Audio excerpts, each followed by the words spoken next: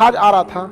जब ये जहाज हवा में उड़ान भरा, कुछ लोग उठे और जहाज को कब्जा कर लिए। हनीमून के लिए गया था सर नेपाल, और उसके पत्नी बगल में बैठी थी और उसके सामने गोली मारा था। शादी के ना मेहंदी का रंग नहीं उतरा था। और उसके बाद भी अगर कोई ये कहे कि पाकिस्तान से इज्जत से बात है, नेपाल का त्रिभुवन एयरपोर्ट काठमांडू का त्रिभुवन एयरपोर्ट नेपाल में, ठीक है। यह है काठमांडू एयरपोर्ट। अमूमन आप जब एयरपोर्ट पे जाते हैं तो बहुत हाई सिक्योरिटी चेक होता है, आपकी हर एक सामान को चेक किया जाता है।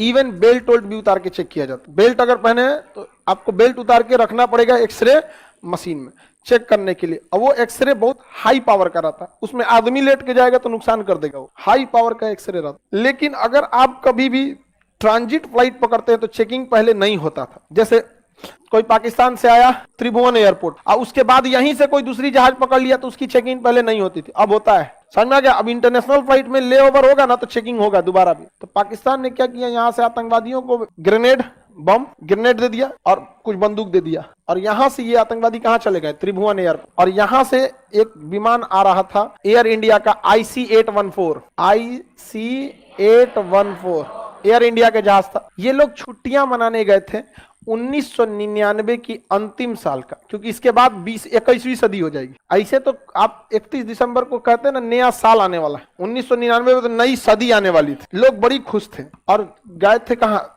नेपाल पहाड़ी एरिया है, किसी को घूमने उमने के लिए कहीं जाना होता है। वहां से जब ये जहाज आ रहा था, जब ये जहाज हवा में उड़ान भरा, जैसे वो नेपाल बॉर्डर छोड़ा इंडिया में आया, क्रूज करने लगा, कुछ लोग उठे और जहाज को कब्जा कर लिए। 5-7 गो था, कब्जा कर लिए विमान दुर्ग। हाँ, दोनों के बीच में समझौता हो गया, दोनों की अर्थव्यवस्था गड़बड़ हुई। उसने कहा कि आप भी युद्ध नहीं करेंगे, हम भी युद्ध नहीं करेंगे। तो क्यूबा संकट टल गया, फिदेल कास्त्रो की ही सरकार गिर गई, वहां के राष्ट्रपति।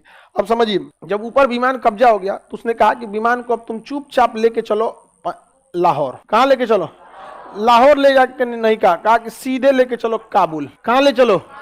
कहा कि अरे भाई तुम कहाँ का आतंकवादी है, इतना फ्यूल थोड़े भरा जाता है। सब जहाज की अलग अलग फ्यूल होती है, ट्रिप फ्यूल होती है, कंटेंजेंसी फ्यूल होती है, अल्टरनेटिव फ्यूल होता है, टैक्सी फ्यूल होता है, कई टाइप, मतलब फ्यूल एक ही रहता है लेकिन भरा जाता है अलग अलग। कैसे हिसाब दिया जाता है आपके घर वाले?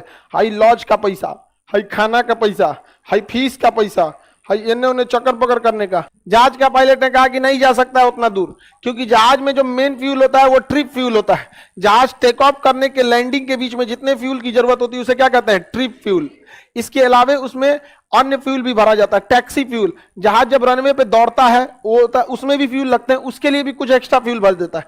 इसके अलावा उसमें कंटेंजेंसी फ्यूल भी रहता है कि कभी कभी वेदर वगैरह खराब रहता है तो उसमें फ्यूल ज्यादा लगता है। अगवे से आंधी उठ जाएगा तो सोचा फ्यूल ज्यादा लगेगा, स्पीड कम हो जाएगी। बारिश होगा तो उसको, उसके अलावा अल्टरनेटिव फ्यूल भी दिया जाता है। कभी कभी रनवे उतरने, अभी पटना एयरपोर्ट पे जहाज उतरने आया तो सुबह 8 बजे उतरने ही नहीं दिया, उसको भेज दिया उदयपुर भेजा था।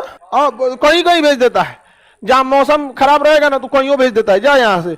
उतरेगा कहां से? दिखबे नहीं करता है ना रनवे। कोहरा में सबसे ज्यादा दिक्कत आता है सुबह 12 बजे तक, क्योंकि उसके बाद धूप में, दिन में रात में उतना दिक्कत नहीं होता क्योंकि लाइटवा दिखने लगता है। सुबह का दिख ही नहीं रहा वहां, तो लेट हो जाती है वहां पे। तो अलग टाइप का फ्यूल कई रखा जाता है।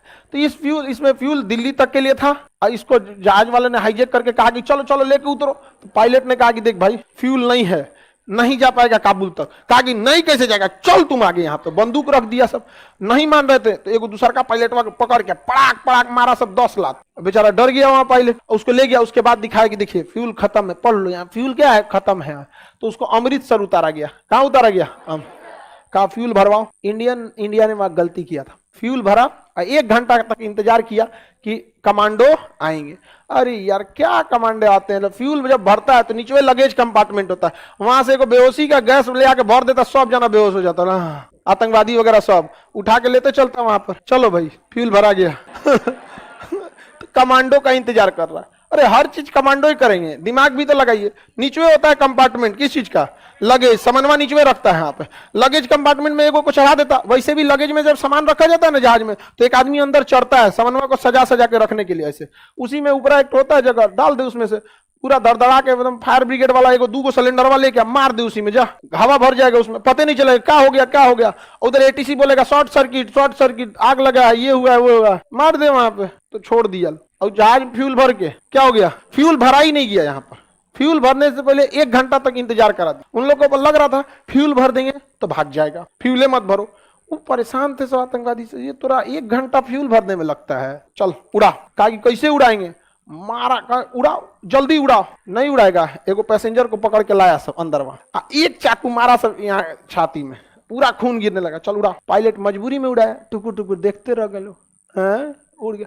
अरे एगो गोली मार देते टायर पे नहीं उड़ सकता था। तुम्हारे देश में जहाज रहता कुछ भी कर लेते, समझा, तो जहाज में फ्यूल नहीं भरेंगे। अच्छा एटीसी क्या था, एटीसी कर, अरे वो कह रहा था पायलट हमारे पास फ्यूल नहीं है, तो हमको लगा नहीं है होगा उसके पास। अरे लोल कहीं के खोपड़िया पे बंदूक रखल है और तुम बैठल है एसी में, अजीब अजीब टाइप का था सब वहां पे।